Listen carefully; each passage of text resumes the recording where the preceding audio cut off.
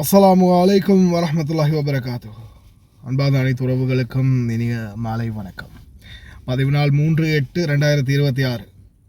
இன்னைக்கு காலையில் தான்டா, நேற்று நைட்டு இன்னைக்கு காலையில் தான் சந்தோஷமான செய்தியாக சொன்னேன். என்னடா மறுபடியும் கப்பல் வெடிச்சிருச்சுன்ற அப்படின்ற குழப்பம் வேண்டாம்.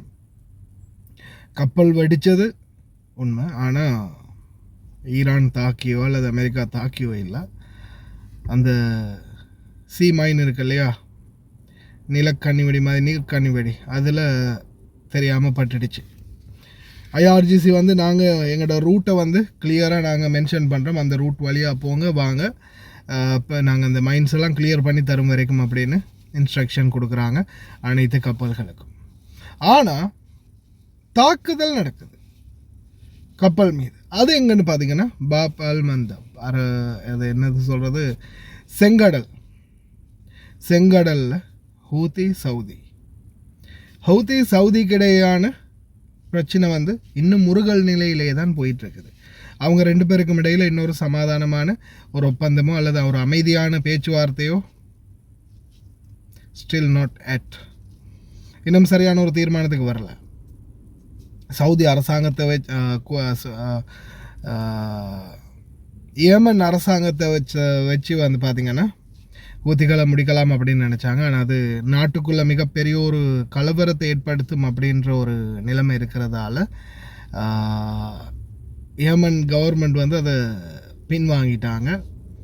சவுதி அரேபியா இறங்கி அடிக்கலாம் அப்படின்னு பார்த்தா அது மறுபடியும் ஒரு மிகப்பெரிய ஒரு பிரளயத்தை ஏற்படுத்தும் அப்படின்ற மாதிரி இருக்கிறதால இப்போது கொஞ்சம் அமைதியான நிலைமையில் சவுதி அரேபியா போகணும்னு நினைக்கிறாங்க. ஆனால் செங்கடல் வழியாக வரக்கூடிய கப்பல்கள் மீது தொடர்ந்தும் ஹவுதிகளுடைய ஆக்கிரமிப்பு அதிகரிச்சிருக்குது.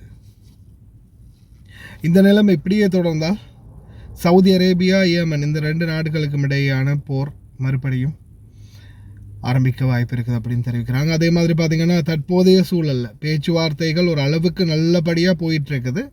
ஆனால் இந்த பேச்சுவார்த்தை அரசாங்க ரீதியாக மட்டும் இல்லாமல், நான் தொடர்ந்து சொல்கிற மாதிரி ஐஆர்ஜிசி, ஈரான் நாட்டு மக்கள், அதே மாதிரி அனைத்து தலைமையும், ஈரானுடைய உச்ச தலைவர் முஜ்தபா கொமைனியிலிருந்து எல்லாருமே இதை அங்கீகரித்து சரியான ஒரு நேர்மறையான இவங்க தீர்வை கொடுத்துட்டாங்கன்னா போதும். ஏன்னா உங்களுக்கே தெரியும், கடந்த காலங்கள்லேருந்து ஆரம்பத்துலேருந்து இப்போ வரைக்கும் இதே நிலைமை தான்.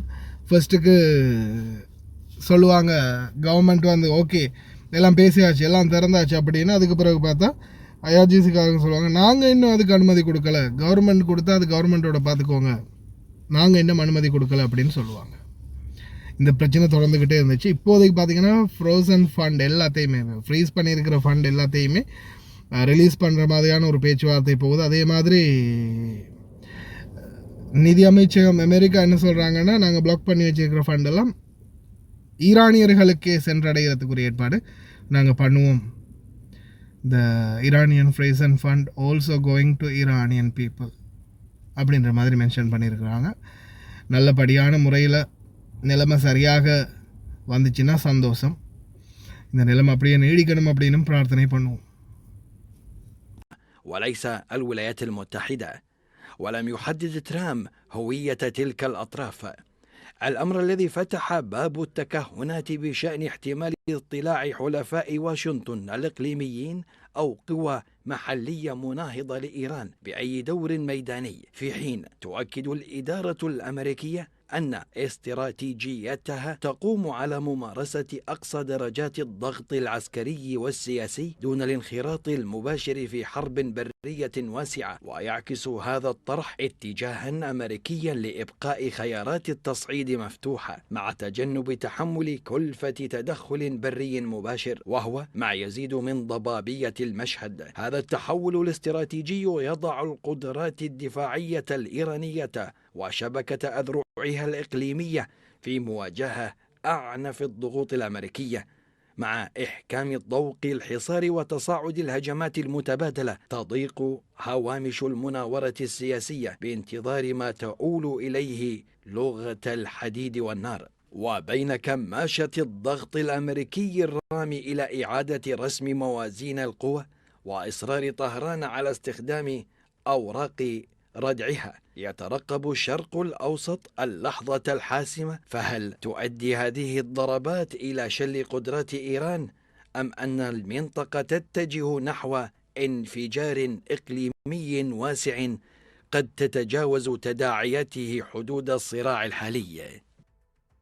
அனைத்து சலுகைகளுடனும் நீங்களும் குவைத், துபாய், அபுதாபி போன்ற நாடுகளுக்கு வெளிநாடு செல்ல வேண்டுமா?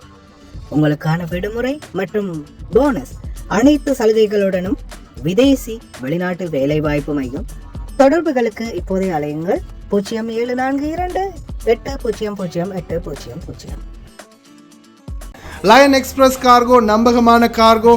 இதோ நீங்களும் தொடர்பு கொண்டு உங்களுடைய கார்கோ பொருட்களை அனுப்பலாம். 90 93 61 67 தொடர்புக்கான இலக்கம் 66 16 84 14. இன்னும் ஒரு இலக்கம் 55 17 27 47. அதே போல் இன்னும் ஒரு இலக்கம் 50 53 79 39. இன்னும் ஒரு இலக்கம் 99 69 84 94. ஹாய் காய்ஸ், இன்றைக்கி நாங்கள் எங்கே வந்திருக்கிறோம் தாத்தா? எங்கே வந்திருக்கிறோம் நாங்கள் இன்றைக்கி? அல்மிஷாயில். நீங்கள் எப்போ ஆர்டர் பண்ணீங்க தாத்தா? நான் இன்றைக்கி ஈவினிங் தான் ஆர்டர் பண்ணேன். இந்த கோடை ஆர்டர் பண்ணீங்க? எனக்கு எமர்ஜென்சியாக இந்த சாமானம் கொஞ்சம் எனக்கு வேணுமென்றதுக்காக வேண்டி இதனால எனக்கு அவசரமாக இப்போ நைட்டு 10:15 எங்கேயும் ஆகுது. ஸோ அவர் எனக்கு அவசரம் அப்படின்றதுக்காக வேண்டி அவர் எனக்கு பணம் தந்தார்.